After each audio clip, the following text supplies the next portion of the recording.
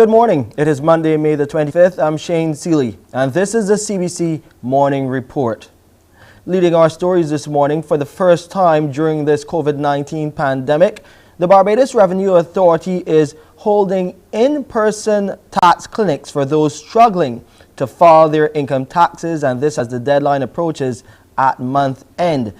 To give us more details about what taxpayers can expect as they seek assistance is the Barbados Revenue Authority's Communications Officer, Erica Lazar, joining us live right now on the Morning Report. Good to have you on, Erica. Hi, Shane. Good morning. Good morning to everybody in Barbados. Now, you're going the route, the BRA going the route of holding in-person tax clinics, moving from the virtual platform. This must be It couldn't be an easy decision to take, knowing that we are still in the pandemic, going the route of in-person tax clinics. Talk to us about that decision and what you're trying to achieve.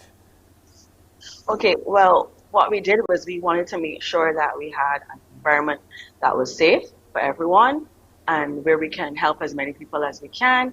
And we have been able to do that. We know that there are some people who may not have a computer or a tablet, or they may not have Wi-Fi, or they have no one to help them file their returns. You know, some people are not very good with technology and so on, or they may just need a little bit of extra help and that in-person, one-on-one guidance. So what we're doing, we're holding these clinics starting on May the 25th.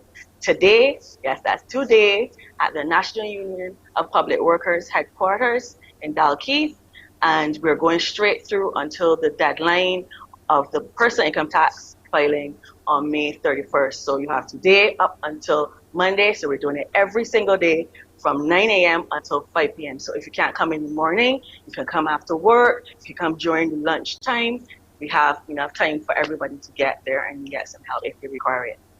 Yeah, and I started this broadcast by saying Monday, May 25th, but it is indeed Tuesday as we move away from yesterday's bank holiday. So what are some of the key things that you'll be looking at in terms of going through the ropes with some of those who come into the NUPW headquarters? And you start at 9. Yes, we start at 9, and password resetting is usually the number one thing. A lot of people have forgotten their passwords and they don't know their the answers to the security questions. So we're helping with password resets. We're helping people to actually file their return, to get it done there and then. We now have online payments, but there's some people who are not, they're a little unsure of what to do. We will help you how to do the online payment. We'll show you how to do the online payments there as well. And like queries and so on. We're just trying to make sure that everybody can file and file on time. As you know, the personal income tax filing deadline is May 31st, and they also need to make sure that they make their payments by that time to avoid any penalties. The reverse tax credit, that deadline is not on the May 31st, but a lot of those people like to file at this time because obviously the earlier you file, the earlier you will receive your refund. So we're just imploring persons who need that help. You don't need to come to the BRA's customer service offices because we've had a lot of people come in there. We now have another location which is larger, it's more comfortable. You know, you can come and you don't have to have a lot of people at one time because we're going for the entire day. And that's, right down to next Tuesday. Talk about filing so far. What have you seen? I know that there was an initial extension from the end of last month. Are most of those income tax filings in now? What can you tell us? Yes, I can tell you that a lot of people have filed, especially when we announced the filing extension. Some people were like able to say, okay, good, I can breathe, there's no rushing. And a lot of people within the last month have been able to file their returns. I can't give you exact numbers, but I can tell based on the lessening of the queries and the lessening of the attendances at our virtual clinics. Because when we first started, we had like 200 people on a call, 300 people on a call, and the very last one that was on Sunday, we had about 60 to 80 people. So I'm realizing a lot less people need assistance. A lot of people have filed their personal income tax returns. We find a lot of the filers right now are the reverse tax credit, or what we will call the 1300s. Those are the people who are filing now because that return was made available about 2.5, 3 weeks ago. So those are the people who are mainly filing now. How many people can you accommodate on a daily basis at these in-person tax clinics at the National Union of Public Workers headquarters on Dalkeith Road? Well, we have a lot of computers available, and we have an area where there is comfortable seating. So there's no problem with the numbers. We can handle the numbers. We just want to make sure that people come and take advantage, because I don't want anyone come Tuesday next week to say that, oh shoot, I forgot to file my return. Oh dear, oh dear, oh dear. So we want people to make sure that they use this opportunity. We had the virtual clinics. Now we're helping you in person with somebody in front of you that you can ask what you need to ask and get that return in. Shane, just before we go, I just wanted to let the public know that the Pine Payment Center, we have moved the Barbados Revenue Authority's Pine Payment Center to the Warrens Tower 2 in Warrens area, the same building as the electoral department, on the ground floor. The Pine Payment Center has been closed for renovation. So anybody who was planning to go to the Pine this morning to make payments, you need to go to the Warrens Tower 2 in the Warrens area. Yes, thanks for the details there, Erica. Erica Lazar, Communications Officer with the Barbados Revenue Authority, giving us an update on these in-person tax clinics. They start today and run until next Monday at the National Union of Public Workers headquarters on Dalkeith Road. Thank you so much, Erica. You be safe. Until next time. Bye-bye. Bye-bye. Bye-bye. We'll take a break here. We have a look at those local COVID-19 numbers along with those regional and international updates.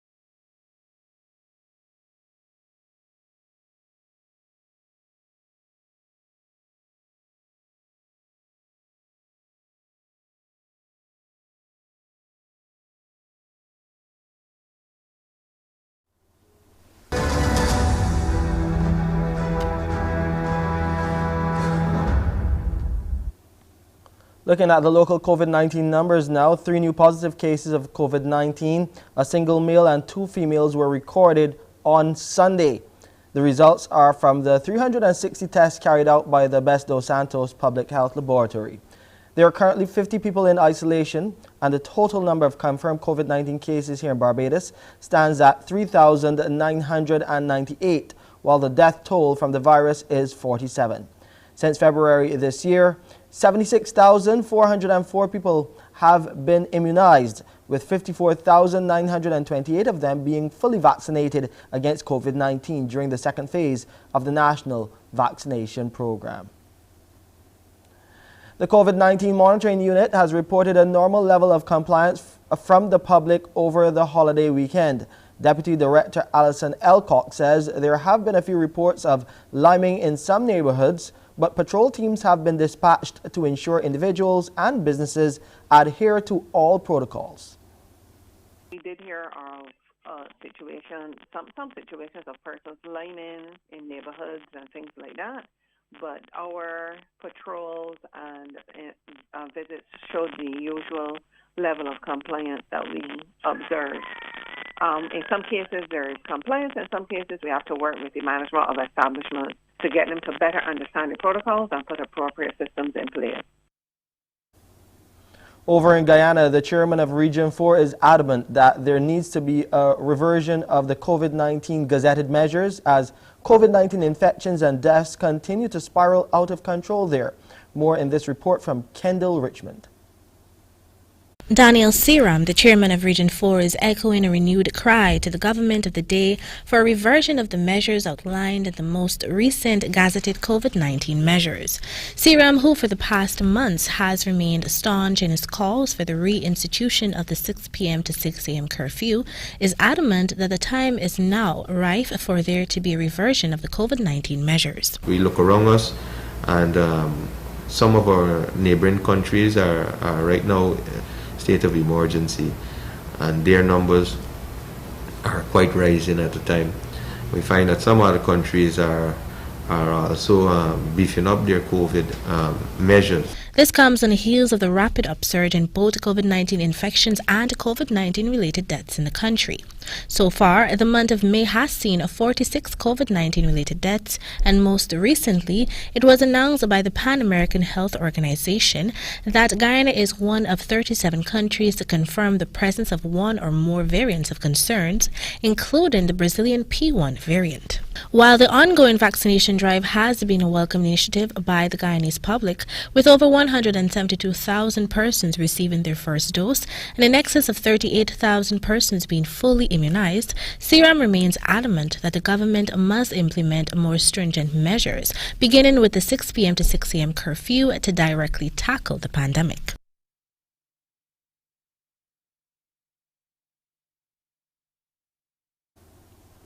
India is now the third country in the world to report more than 300,000 COVID-19 deaths after the U.S. and Brazil. India has reported over 222,000 new cases of COVID-19 in the last 24 hours, taking its total caseload to over 26.75 million. While there has been a consistent drop in cases over the last 4 days, India's death toll has largely stayed over 4,000 since May 8. India is now the third country after the US and Brazil to report more than 300,000 fatalities. The Delhi government claims it is running short on vaccines. It has temporarily suspended its vaccination drive for the 18 to 44 age group. The unavailability of Covaxin vaccines, an indigenous vaccine, has also impacted those 45 and above, many of who are due for their second dose. The Indian government says almost 9,000 cases of mucormycosis, also known as black fungus, have been reported from states and union territories across India. Black fungus is a rare and potentially fatal infection that is increasingly being detected in COVID-19 patients, according to the Health Ministry. If not detected and treated in time, this infection could be life-threatening. India has the second highest total confirmed cases of COVID-19 after the US, according to data from Johns Hopkins University. Now, coming off of the bank holiday, let's hear what Pearson has lined up for you on the Tuesday edition of Mornin Barbados. Over to you, Pearson. Thank you, Shane. When everyone joins us this morning at 6:30 today, we'll hear more about this ASH challenge by the Barbados Industrial Development Corporation. What is it? How can you get involved and how will you benefit? They'll join us to tell us more about that. We'll also be hearing about the newly reconstituted Ghana Association of Barbados. What will be their new mandate and how can they leverage what they do to assist Barbados with its relations with Ghana?